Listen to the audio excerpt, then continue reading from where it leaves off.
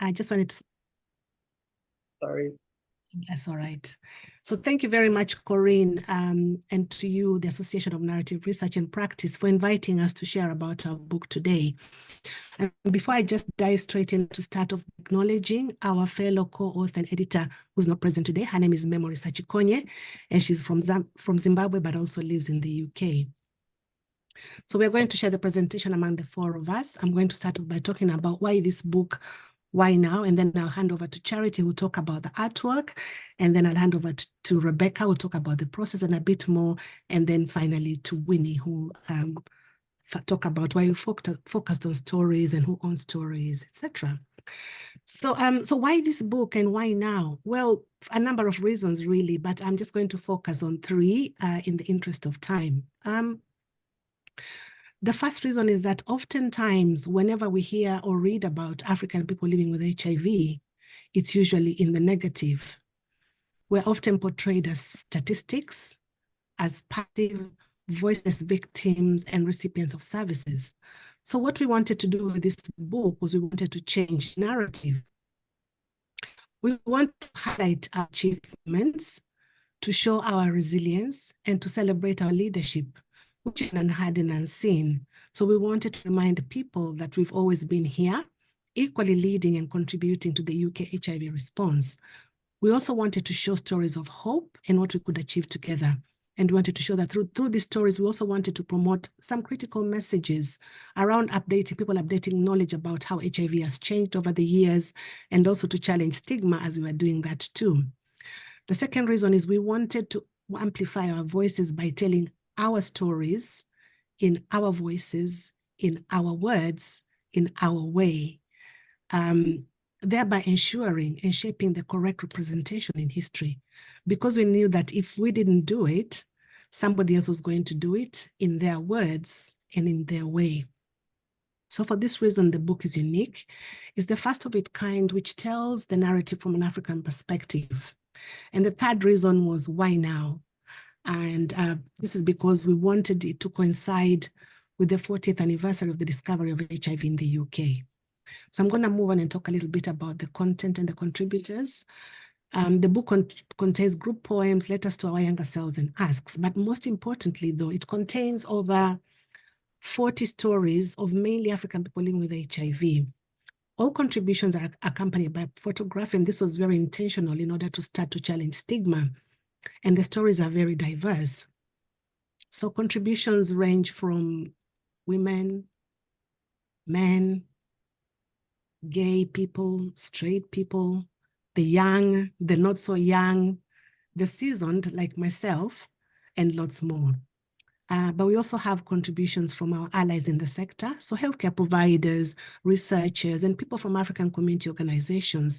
This was because we wanted to acknowledge the fact that the response to the HIV epidemic in the UK has and continues to be a partnership between people living with HIV in all our diversity, between healthcare providers, researchers, grassroots community organizations, politicians, pharmaceuticals, and many more people. You know, it's a partnership. And so one of the special features in this book is a meaningful, beautiful African-inspired artwork. And I'm now going to hand over to Charity to talk more about it. So I'll just bring up the presentation.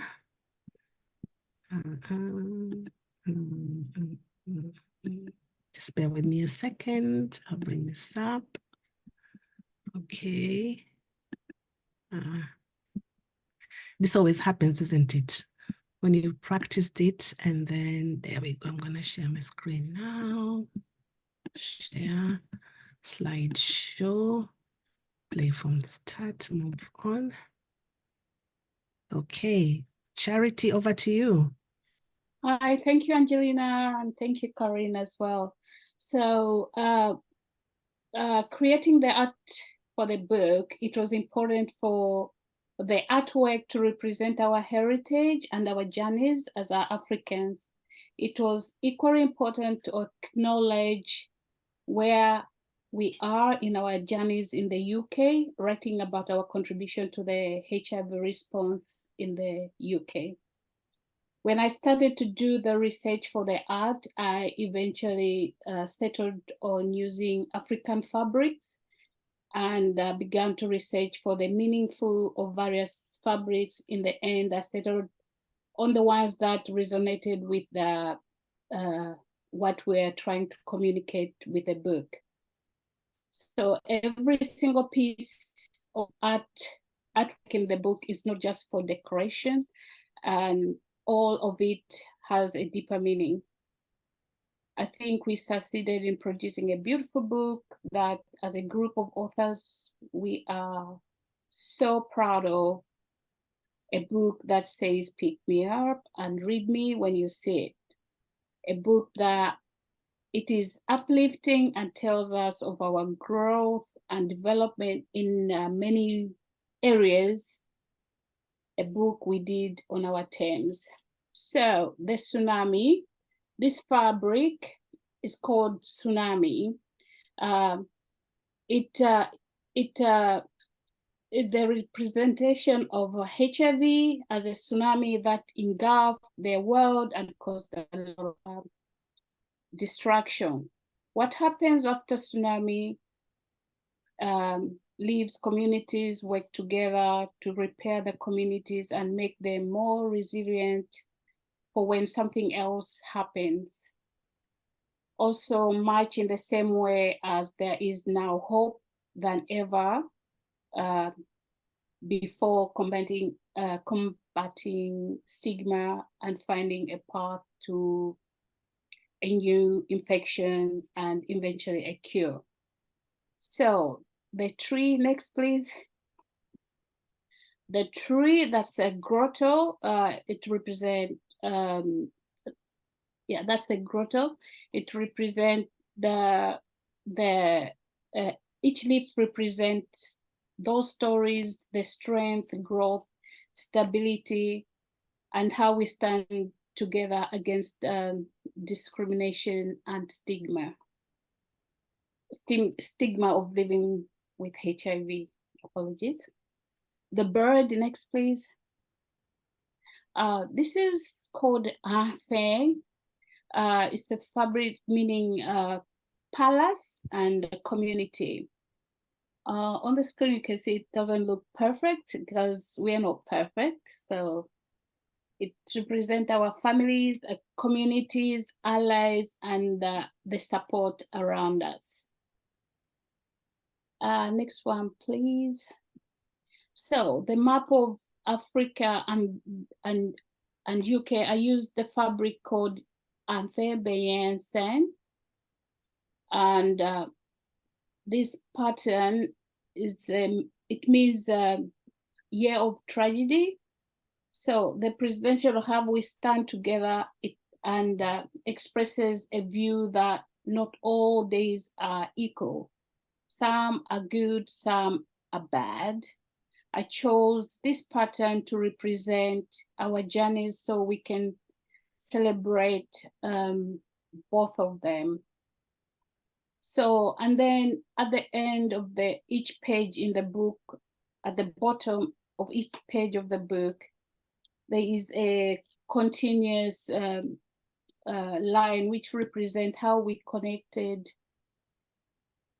we are to each other, representing the core pillars of Ubuntu, that is survival spirit of solidarity, compassion, respect, and dignity, to lay on each of the existence despite differences we might have.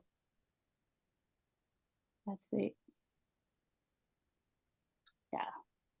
Oh, that's the same ANRP. So this is the UK, the journey to we are here in the UK.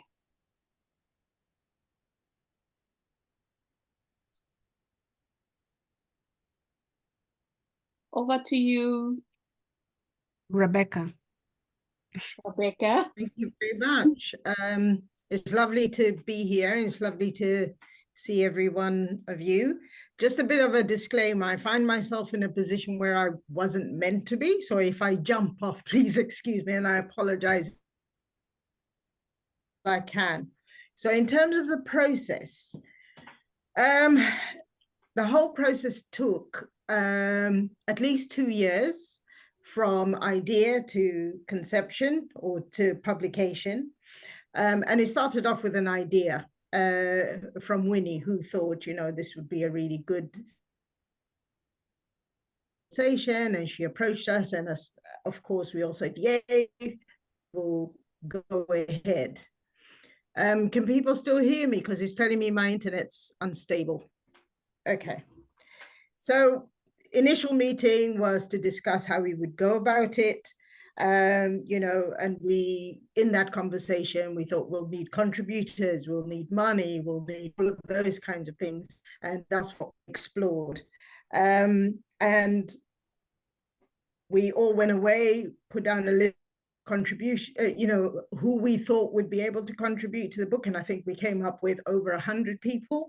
So there was further discussion about who would contribute eventually. But we also decided that the theme would be around celebrating the 40th anniversary of the first case in the UK. So we thought 40 was a good number, and we would stick to 40 contributors to the book. We then thought we would need a steering group. We would need somewhere where the money would be kept, because we're not a charity, we're friends. The lovely Mark Santos from Positive East, who has been really instrumental in terms of process the funding side of things.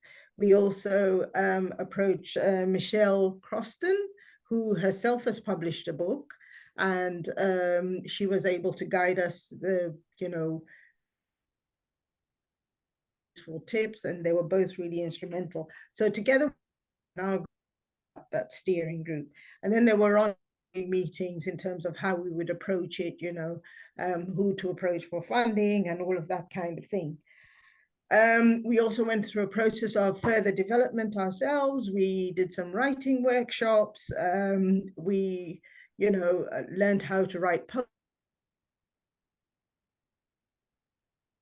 this particular book. We then also composed some emails that we would contribute, some guiding questions, gave the contributors options to either be interviewed by one of the authors, or they would use the guiding sort of questions to write their own story, which is what we all went and did. We then collected these responses and these stories, and then went through the process of editing them. And then we also started exploring publishers, and in the end decided that we would self-publish for various reasons. Then we went through discussing the cover design. As you can see, Charity has explained what that process was like. It was also very in-depth and well thought through. And with the help of someone called Jane Shepherd, who was also quite instrumental in terms of how the book was laid out, what would go where, why the poems are where they are. So she was helpful, and we thank her for that. And then we had dissemination. Where would we send the book out to? How would we disseminate it? Which audience, and that kind of thing. And the cost, and of course, which we finally got a date. We launched the book last year on the 25th of May. And yeah, and I think the rest is history. We've had a number of road shows as well. We've been literally everywhere over the UK, in the UK. Or am I now overstepping? Is that Winnie? Oh. Okay. So then we've had a number of road shows, and I think the highlight for us was being able to go to Geneva, especially since it was an invitation from Winnie Byanyima, who was the for our book. So that was very exciting for us, and it signified, you know, the ongoing relationship we built in terms of yeah, pushing this book forward, and we continue to hopefully work with her. So I think that's me done. Well, thanks everyone for. I feel like I just need to summarize what you guys have said, essentially. But I'll do my best. This continues to be a journey, and we really have been, embracing what the kind of response we've been getting through this book. For us, it was a really good opportunity to address and to change some narratives that we are constantly talking about. And I'll explain. I think, like Angelina, I'm going to address three things in terms of changing the narrative. First, I would just like to say that, through the history of being, Africans, and through the colonial history, through all sorts of other isms like sexism, racism, and all of that, our stories have been told, by other people through those different lenses. And then there've been really no opportunities for us as, as a people to tell our own stories. But also in this particular context, as people living with HIV and with the stigma attached to it, a lot of people didn't want to tell their stories because of, the discrimination and all of that is attached with, HIV. So for us, the opportunity was to use the platform around the milestone around the identification of HIV, 40 years of identifying HIV, to tell different stories, especially the contributions that African communities have made towards the HIV response. But that was incredibly difficult because there's been nothing written, as a book or things presented, to show what has been achieved. In fact, our book is the first to focus on that. And that even surprised us. So there was a lot of information that was missing because many things are not documented properly. So we thought, how do we tell this, in a way that will be understood, but will also reflect well on African communities, and and be different, and be looking at a positive outlook on things. So we set out, as Rebecca said, to tell individual stories in people's own words, in our way that we wanted to do this. And that was really critically important. So we set out to, to change the narrative around people living with HIV, to say, we are proud to be people living with HIV. We are proud of what we have achieved, in our lives. And as Angelina again said, we refused to take on stories that were anonymous. We wanted every story to be accompanied by a photo, to really own our stories. And also, when we asked people to write about the African community as the focus of the book, we specifically asked that they focused on achievements, on what is good, because that is hardly the story that is always told. It's always the stories about African communities is always around challenges, around, different things, but never, what the achievements are.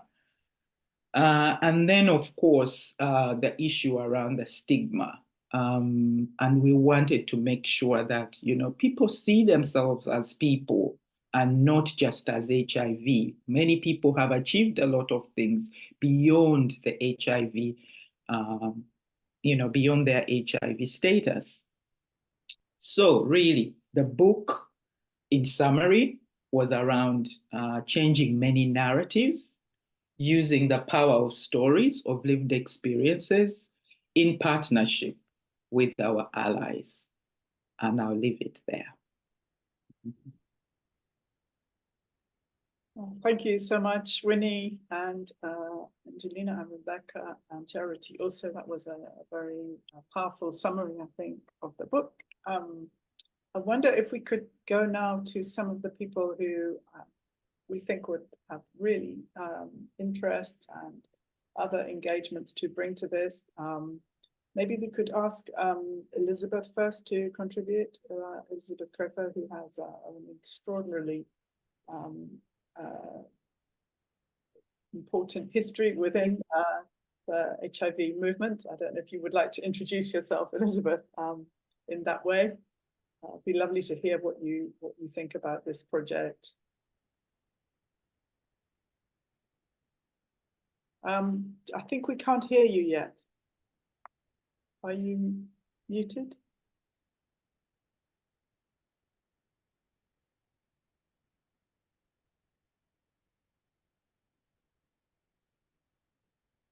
Could you check your volume and your... Oh, wait a second. There we go. Yes. Is that okay? Yes. I was clicking on the wrong one for once. Right. Hello. My history, a checkered one. Through sociology, worked in women's health, came into HIV in the very early days based on my interest in making peer support available and getting a voice, particularly of women, heard in the health service. That's a nutshell. But we're asked about our reactions, and I think for me, our stories is a triumph. It's a knockout success in design, illustration, and content. And you've spoken a little bit about the unfiltered accounts, and I just want to stay with that. These accounts are not dictated by the requirements of a journalist or an interviewer or a conference audience. There's no interpretation by a third party, therefore there's no contamination of these stories. The selection of the material is by the owners of the stories. Now, as an image, because I think a lot in terms of images, I see this as the writers turning from facing inwards in telling their stories, that is being within a context that is set by someone else, by another, to facing outwards and releasing their stories into a context that is chosen by themselves. So basically releasing their stories into the wild, into the universe.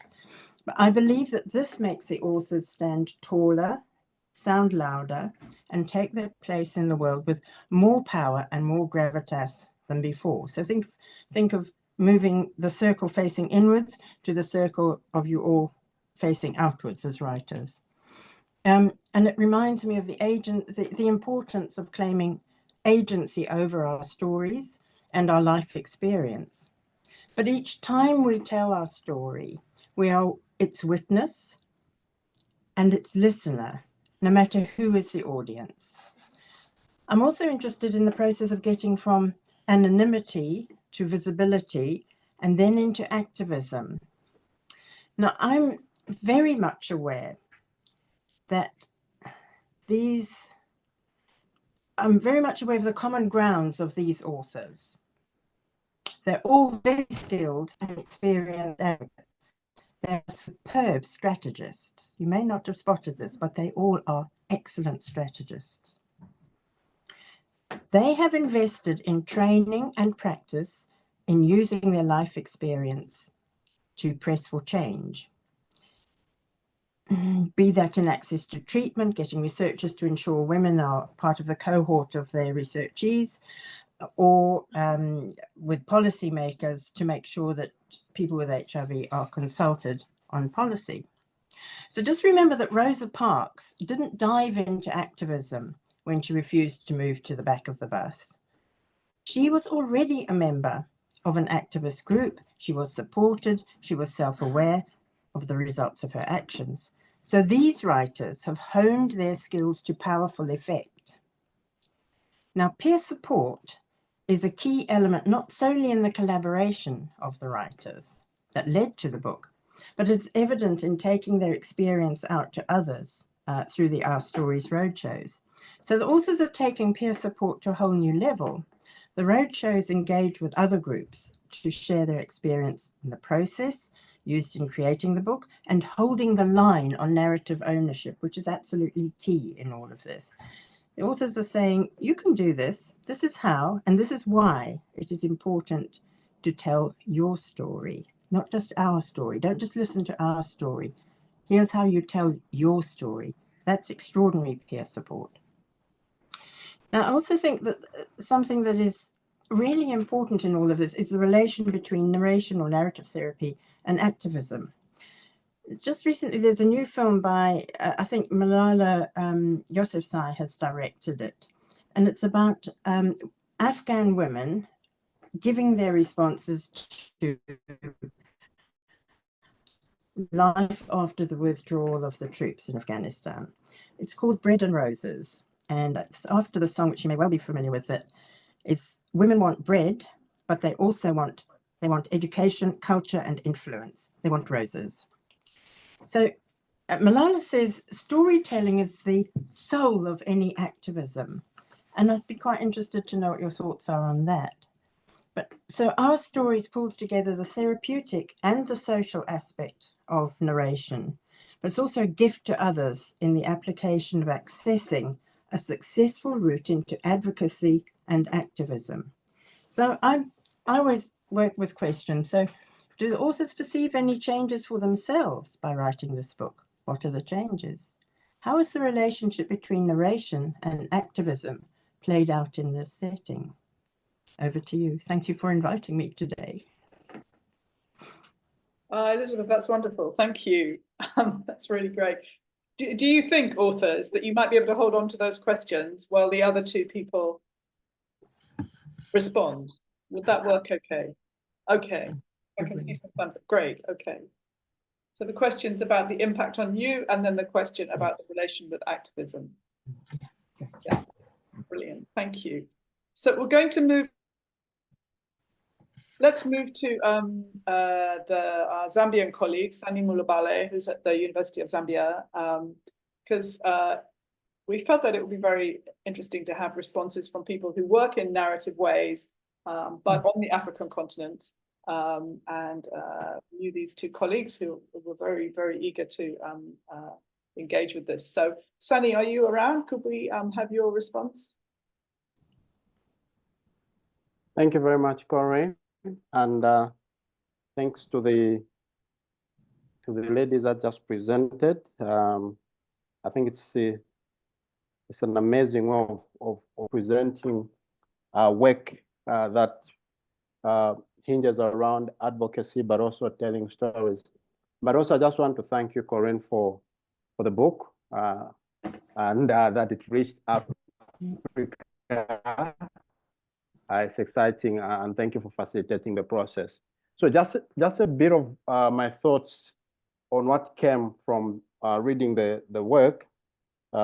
This is outstanding in terms of the content, the methodology that was used, and the way in which it is being presented. Again, I picked about 4 things, if not 5, that were key in this discourse of HIV, particularly comparing the pre-treatment era and now. So one of the things that comes from this work really is the importance of what I would call community insulation. I know in the writing there's an issue of society, but I think at the time of the stories, the transitioning, diagnostic treatment of the authors, we see a sense of insulation because probably at the time no one was interested in being associated with the issues around HIV. So a lot of the tellings that are picked from the writers or the authors relate or they border on how communities can be very useful in protecting populations or individuals that are somewhat in a vulnerable state. Another issue, the second issue that I picked from reading the stories by these amazing authors is that acceptance is a process, and we see the struggle, the counter narrative between how HIV was being defined at the time and being diagnosed with HIV So there was a process to acceptance, and I think that's something that a lot of scholarship hasn't really paid attention to, in terms of it not just being an outcome, an instant outcome, but it involves a process, and it has stages, and these stages are well tabulated in the different stories that are presented in the book. And thirdly, it's the issue of hope. A lot of these stories, if you read, and particularly the methodology that was applied, the use of same questions, if you do a comparative analysis across all of them, we see a sense and a level of stories of restitution, I might call them, not necessarily hope, but restitution, because these are stories of reformation, stories of restoration. Even when hope was not there, we see the authors, talking about how they themselves, to some level, some of them had lost hope. So it's really a combination of both hope and restitution in a form. The fourth point is the issue of the legacies of HIV have sort of been redefined in this work. They have been challenged.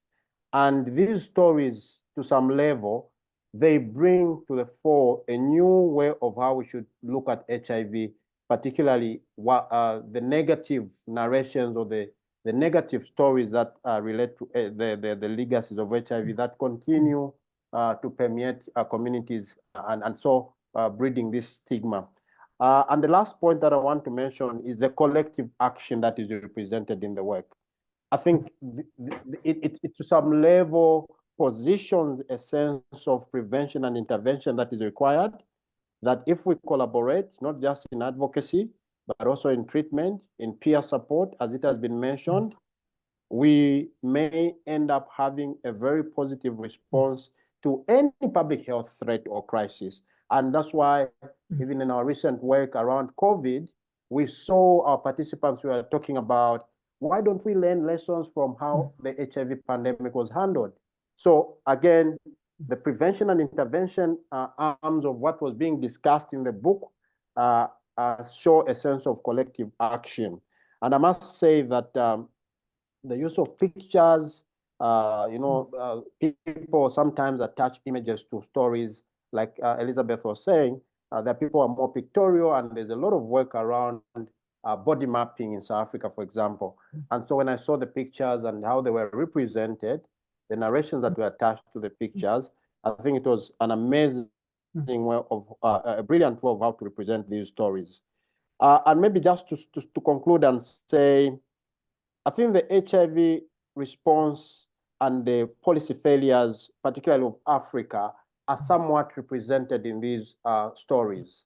For those that were diagnosed outside Africa, for those that were diagnosed in Africa, but they moved to the UK for treatment, speaks to, I think, volumes of how the HIV response in Africa, the access to treatment, the scaling up of treatment, somehow was flawed. And so it shows also the inequalities, the health inequalities that permeate the global south and the global north. So this is a very good text. I think it has to reach as many people as possible. And more importantly, it redefines how we understand HIV, its legacies, and to some level pushes a new front of how we should look at people that are living with HIV in terms of them taking a leadership role, not just being the researched, but being the researchers. With that, I'll end there. Thank you so much, Corinne. Thank you, Sani. Lots of really fascinating points there that maybe we can take up, at least in some depth. But we should perhaps hear first from Simone, who is in I think in Joburg, actually, Simone. Although are you still at UCT, Simone? No, I've moved to Wits. Oh, you're at Wits now. Okay, fine, that's right. Yeah. Hi, Simone. Anyway, lovely to see you. There. Please. Nice to be here, and thank you for having me. Now I'm in Wits now, doing a postdoc with the Narrative Inquiry for Social Transformation. So they're called NEST, and expertise is in the narrative. So reading this book was really refreshing. So thank you for the book and making sure that it came to me. And thank you for the authors for explaining just the intricacies of this book. I'm shocked that it's the first of its kind, but I'm also not surprised as a narrative scholar and somebody who's also worked with women migrants who have HIV and coming into South Africa to seek treatment plans because their sort of countries didn't know how to treat them, or just the backlash of HIV and the stigma, and looking at so many of the similarities between my participants' narratives and the narratives within the book was really it was just thingy to see that. And as a decolonial scholar, when I was doing this research with these HIV women and thinking to myself, I'm going to be taking their stories, and as a researcher, we normally take out not the best parts, but the parts that fit our narrative that we wanted. That's what we do as scholars. And it always used to sit like at a disjuncture with me, because I'm decolonial and I'm all progressive, but at the same time, I'm retelling other people's stories. And yes, I'm looking at my biases and I'm trying to do it the best way possible. But then asking myself, why am I not letting them speak? Why am I not letting them tell their stories? And why are we, as a body of researchers, decolonial scholars that are doing transformative work, why are we still the main people to tell other people's stories, right? And that became a real question for me and a question to my other colleagues. And so to read this book where authors have had the guts and the courage to say that we're going to take a step back and we're going to let the people the participants or the co-creators, they are going to tell the story in their own words, was so refreshing. And it was so refreshing to not read a journal where we take snippets out of stories. We would go and have these life histories of people, and then a journal will tell you, but you can't tell the whole story. You need to take snippets out of the story. And so there's so much that is lost, especially when it comes to an HIV story, where there's the before, when I got diagnosed, and then the after, and then we just taking out bits and pieces. And so there's all of these that are like left out. And so to have a book where we are given this full, rich narrative, and so I can really engage with this narrative, I can see this person as a person, and not as statistics, and not as like pieces. They have these rich lives. And for me, that was so beautiful that the authors could create a book where these beautiful, rich stories are coming to life. I mean, my favorite part of the stories are the letters to the younger selves, because that, even for me as a young person, it resonated with me as a person, as a scholar.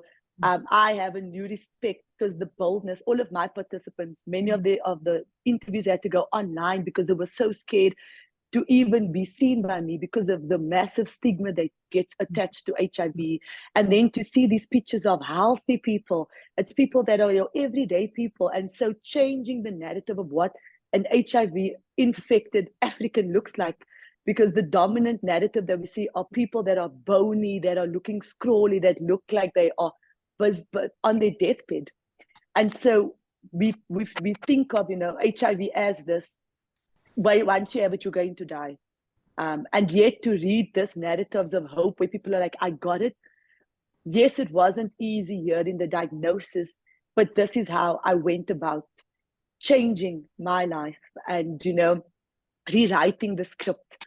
And so to have a book that encompasses all of that, I think becomes an important toolkit for all of us to have, whether we're scholars, working with people with HIV, working with African people, working with any person with HIV, because I think this becomes an important toolkit that we can use not only as researchers, because it inspires us to know that we can create products, whether it's books or journals, where people tell their own stories. We don't always have to be the focus in telling their story. It's possible. This book shows us that it's possible.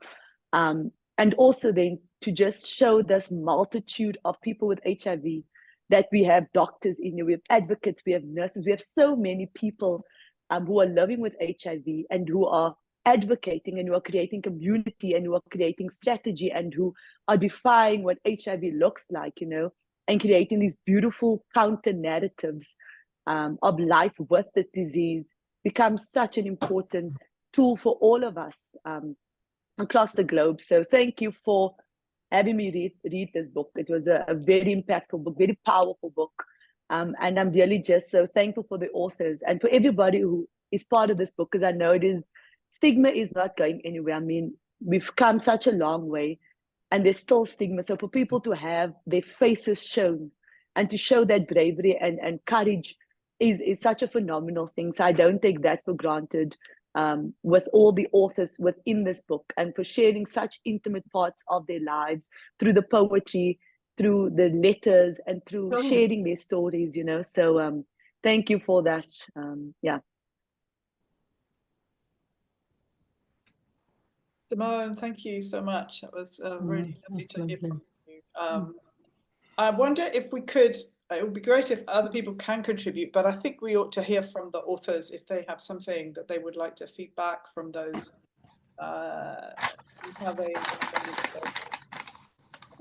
Maybe not to all the points, because a lot was raised. Yeah, Angelina, do you want to kick off? Is there anything that you'd like to come back on here? Yeah. So firstly, thank you very much for all your comments. They were absolutely amazing. It was really great to hear all your thoughts and your reflections. So before I respond to the question that Elizabeth asked, I wanted to just stop and acknowledge Jane Shepherd, whom Rebecca mentioned, who was an integral part of the book process and who put together the design of where the pages of what went where. So Jane has just joined us. Jane, do you want to just show your face a little bit if you're able to? Oh, I think she's fallen. Oh, there she is. So I just wanted to acknowledge you, Jane.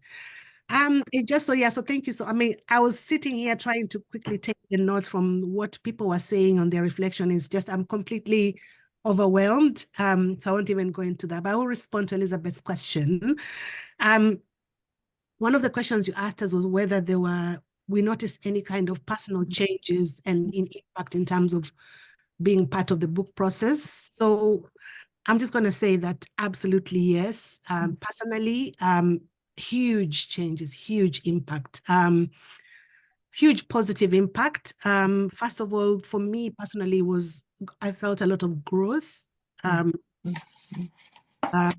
Just growing from where I started from, diagnosed 30 years ago. My first point of contact was a support group.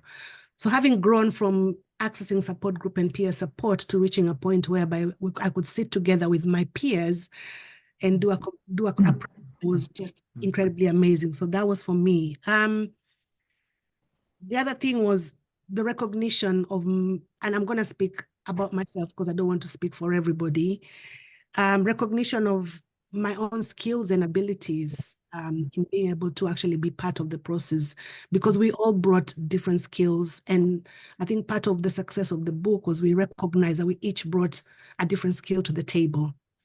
Mine was the project management, or rather bossiness, as they call me, but I still say it's project management. It was a very cathartic process, just being able to write my own story, but also to read other people's stories. And because we interviewed some of the contributors, again, it was just the learning about, because some of the people like I interviewed are people I've known for a very long time, but hearing their story for the first time, there are lots of things I didn't know about them. I've got a couple more points and then I'll stop. One of the things that I felt in terms of the changes and impact was just an appreciation of the extreme goodwill that people had, and how much the narratives that we were sharing were actually needed. But the goodwill was also about when we approach people, majority of them just said yes. They didn't ask a lot of questions. They just said, yes, I'll get involved. And I think that for me was just an incredible appreciation.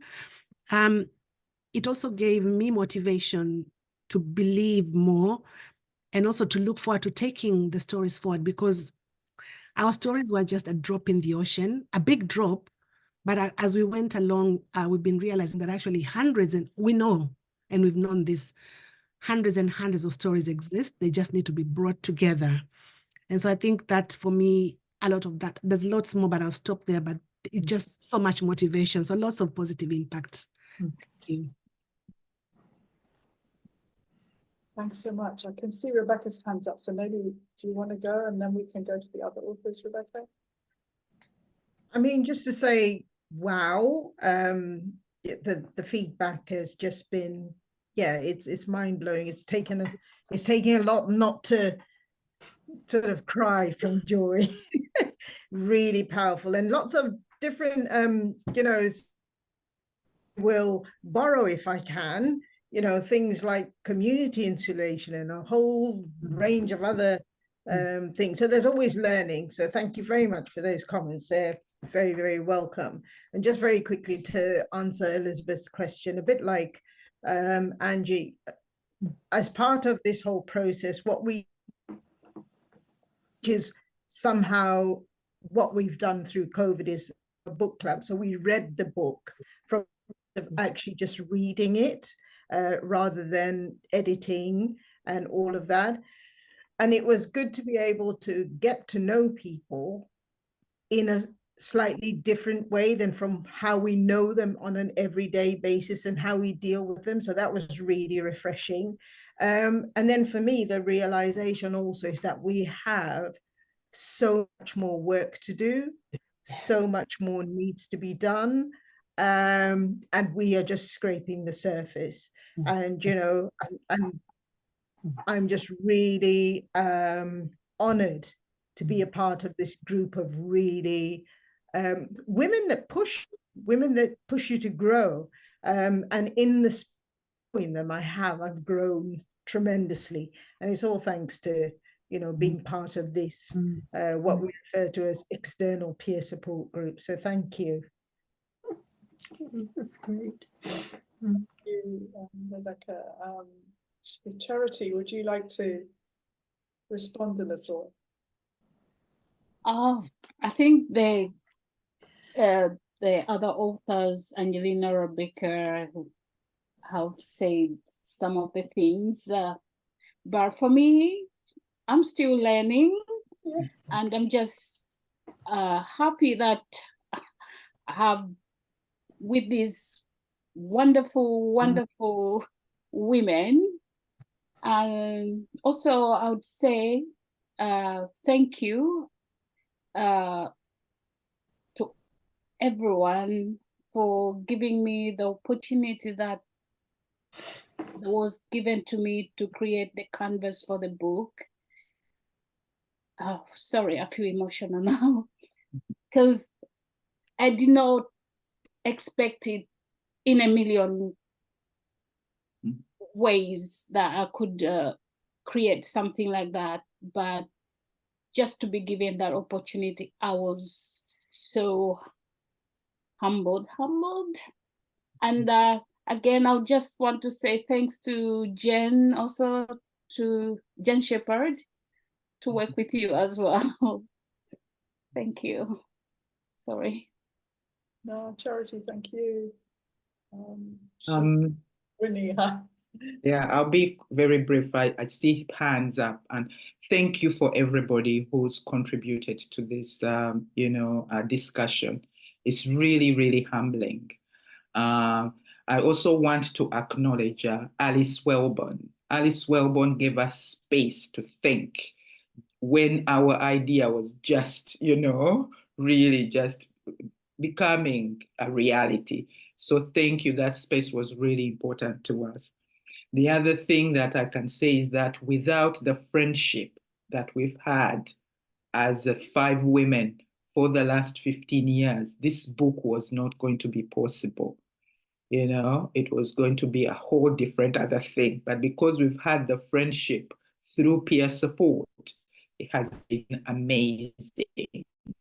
And it was an easy thing to do, And also the other narrative we wanted to change is about African communities or individuals working together. We are from 3 different countries, and we worked together amazingly. And we call ourselves, Africa United. I'll leave it at that. Yeah, I think Sani wants to come back on that postscript Pan-Africanism maybe. I love the Africa United phrase. Well done to you, Winnie and your team. Mine is a very quick question. And I think I kept linking the stories to my own work in the field of HIV during my doctoral research. Was there any referrals, or did you experience any sense of pain? This is for any author. Did you experience any sense of pain during the writing, taking you back into those moments that were difficult to deal with at the time, and putting those moments in writing? Did you experience any sense of anxiety? Was there anything that had to, because sometimes in our lives, there are certain chapters or moments that we don't even want to think about ever, because they sort of bring back the pain that we don't want to experience again. So maybe one or two of the authors can just make mention of how they dealt with that, and if there were any form of psychosocial support during the writing process. Thank you. Yeah, maybe a couple of people could respond on that. And do other people who are participating here, do put up your hands or put questions in the chat now, because I think we have a few minutes at least for that. But yeah. I'll be very quick, and then I think Charity wants to speak. For me personally, I think I wouldn't say I felt any pain or anxiety or going back, but only because I got a lot of peer support in my early days of diagnosis. So I've had opportunities to go back to tell my story over and over again and dig back into those spaces. So by the time it came to writing the book, I was more or less on a different journey. So for me personally, there wasn't any pain in writing it. It was just even how much do I write and how much do I not write? So I'll stop. I think Charity wanted to say something. Oh, just to add on that, Angelina, I personally was not sure, but the ladies encouraged me. And the other thing was, we didn't want to write the sad book. We wanted something which was positive, like we said earlier. So it was interesting. I think somehow I personally, I recall writing more than what I was asked to, so had to edit most of it. Yeah, had to. So if I could, sorry, Rebecca. Am I frozen? Hi, can you hear me? Yeah. Yeah, I just wanted to say there was no pain.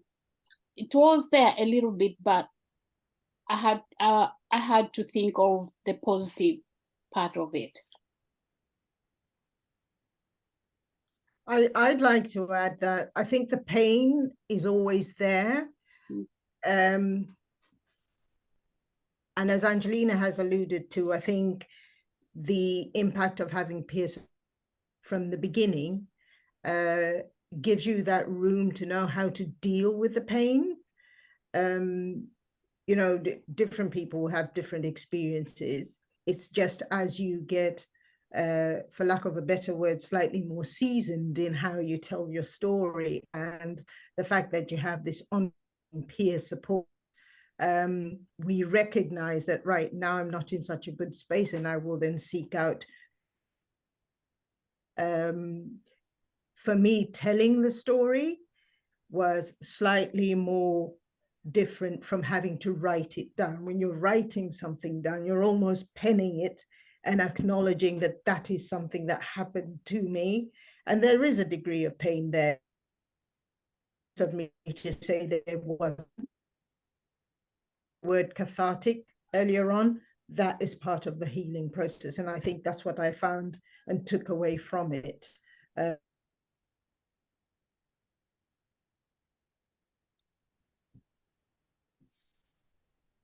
Thank you. We might have missed a small piece of that, Rebecca, but I think we got most of it. Thank you. So just if we could look at the chat, if people could have a look. Yeah, Alice is saying thank you, and also says that this is a book full of alchemy, which I think is a brilliant way to describe it, kind of magic. And then we can see Susan Bell, who is a narrative scholar who works on visual materials a lot from the US, just for those who haven't been in touch with her. So she's congratulating, and we must send a copy, Susan. I think I have a spare copy somewhere. Angela is asking, have you any plans for future events? Important question. Maybe you can tell us in a minute. And Winnie is saying that this was exciting. The excitement was more than the pain.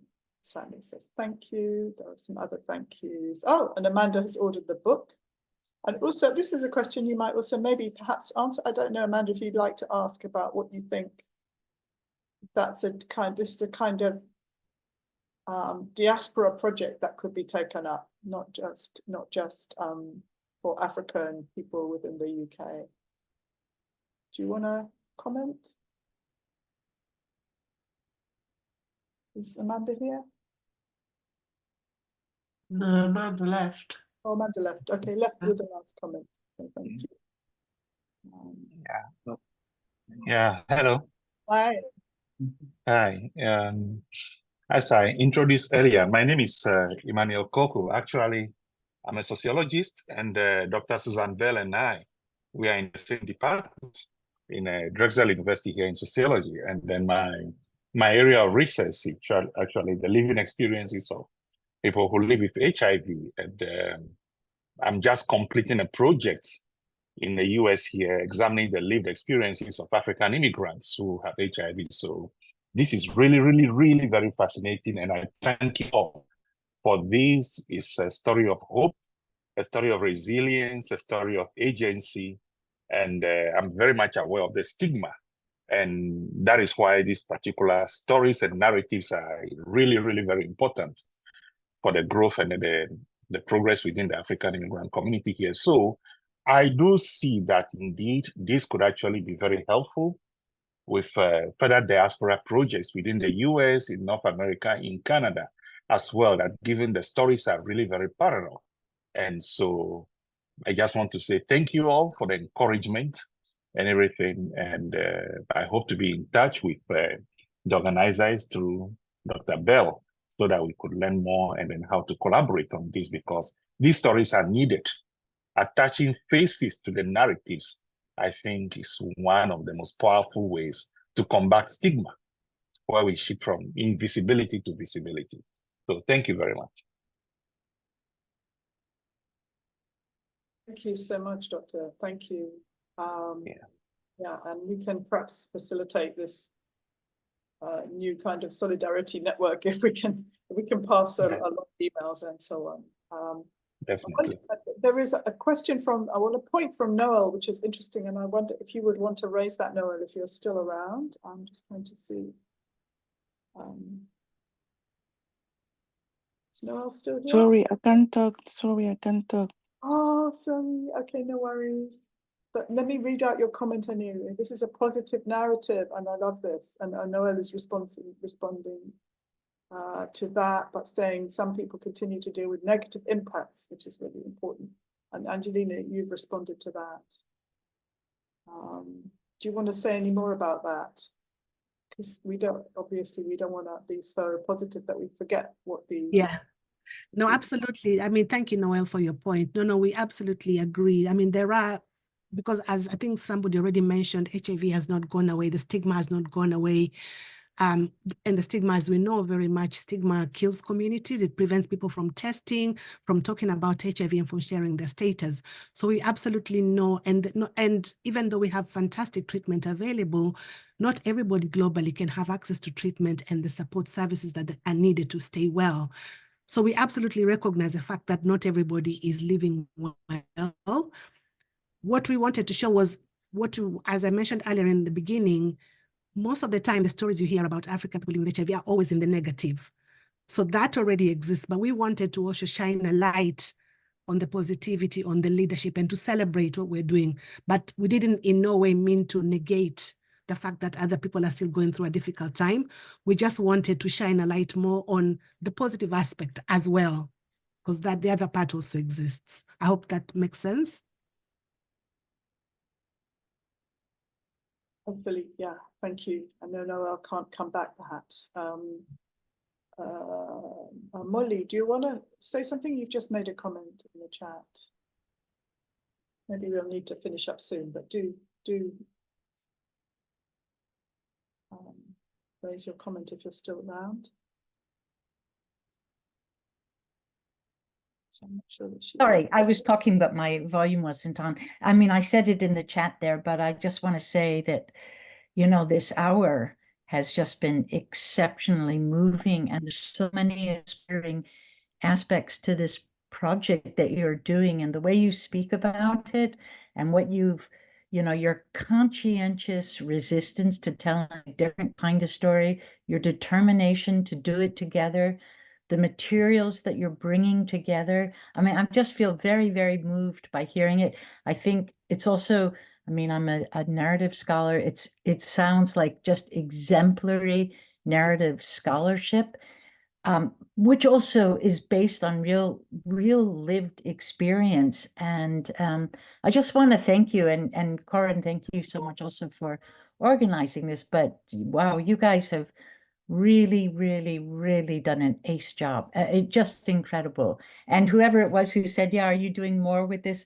I just want to hear more and see more. And I just hope the, you know, sun shines on you for this. It's just beautiful. So thank you so much. Thank you very much. I'll hand over to Winnie to talk about if we are doing any more.